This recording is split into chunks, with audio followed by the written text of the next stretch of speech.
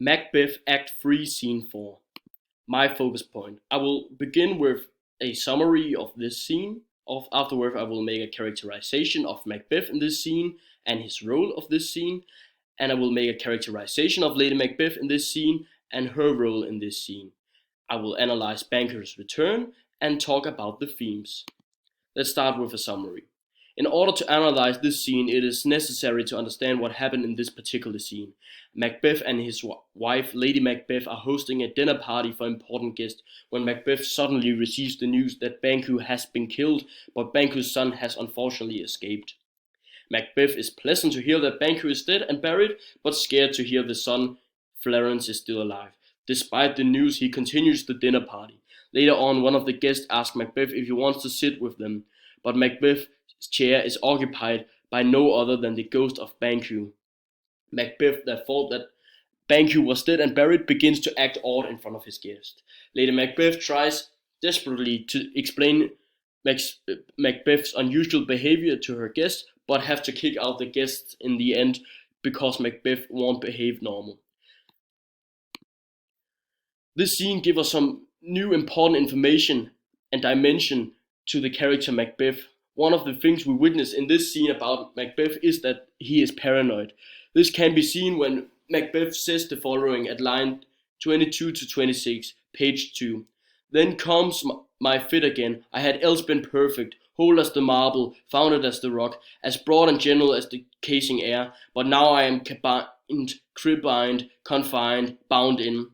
This perception of Macbeth differs from the brave warrior we met in the beginning. It is clear that Macbeth is paranoid due to the fact that the witches said that Banquo's children will become kings, and it seems as the prediction is about to become true. Another trait of Macbeth that has become visible in this part of the story is Macbeth's hunger for power. It is definitely notable that Macbeth has become greedy and less humble throughout the story.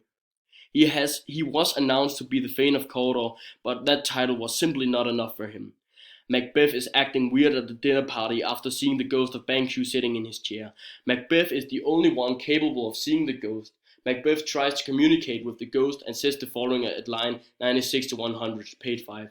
I vaunt and quit my sight, that the earth hide thee, thy bones are marrow, thy blood is cold. Lo, has no speculation in those eyes, which thou dost glare with. The guests that can't see the ghost get worried for Macbeth because they do not think he is well. Macbeth and the ghost will be the Macbeth and the ghost encounter will be analyzed later on. We have learned that Lady Macbeth is dominant and manipulative, and this scene is no exception. In this scene, we witness once again that Lady Macbeth is a master of acting and pretending. Lady Macbeth hosts together with her husband Macbeth a dinner party for important guests, and is clearly instructing Macbeth regarding how he needs to act in front of his guests. She tells Macbeth the following at line 86 to 87, page 6. My worthy lord, your noble friends do lack you.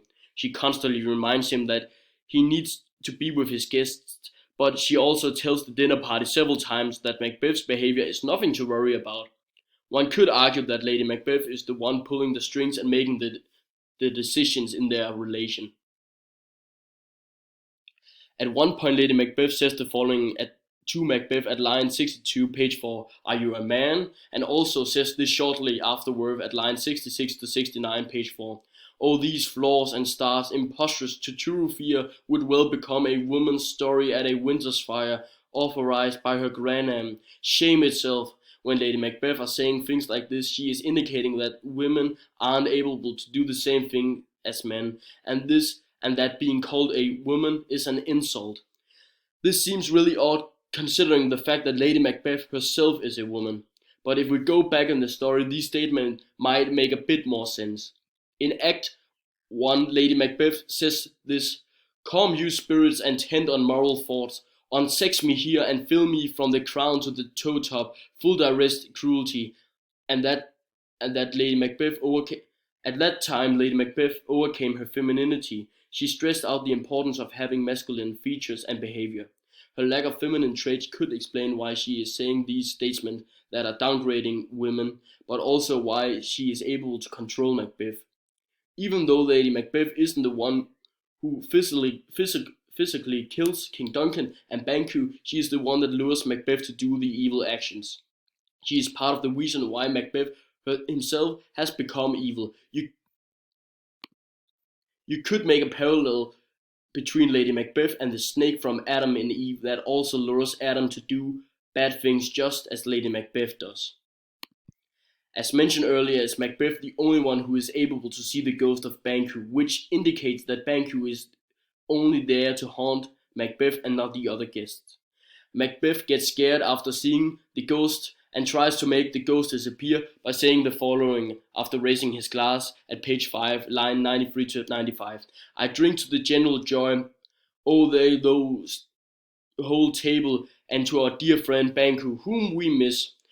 Would he were here, to all he fist, and all to all.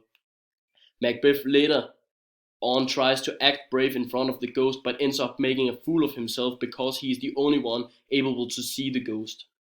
Macbeth says the following about what he expects of Banquo's return at page 7, line 127 to 130. It will have blood, they say. Blood will have blood. Stones have been known to move and trees to speak. Argues and understood relation have by maker peace and corks and rocks brought forth the secrets man of blood. Macbeth knows that he is in danger and therefore feels guilt in order to try to save himself. It is also important to notice that Banquo sits in Macbeth's own chair. When Banquo is sitting in his chair, it shows who rightfully should be placed in the chair, and that's part of the reason why Macbeth is being haunted. Banquo is not the one who the witches predicted should sit in the chair, but the chair belongs to his children and family, which is why he sits there. There are many themes that can be connected to the story Macbeth, but for this particular scene is evil and greed definitely one of them. Macbeth's mentality has changed a lot throughout the story, but it's quite notable that Macbeth is having a hard time distinguishing between what's right and what's wrong. His obsession of power has made it almost impossible for him to act as a good leader. Instead, he is now acting as a tyrant, which is quite ironic considering the fact that he is at the beginning fought to put an end to the tyranny that oppressed the innocent people. An example of Macbeth's brutal behavior can be seen when he says the following at page 7, line 143 to 146. All causes shall give way. I am in blood, stepped in so far, that should I wait no more, returning where as tenders as goer, strange things I have in head, that will to hand, which must be acted, error, they may be scanned. Macbeth tells us that killing people now does not affect him at all because it's too late to go back now. This brutal version of Macbeth is not the same brave knight we read about earlier. The previous more noble version of Macbeth can be seen at Act 1, Scene 7, page 2, line 30 to 35. We will proceed no further in this business. He hath honored me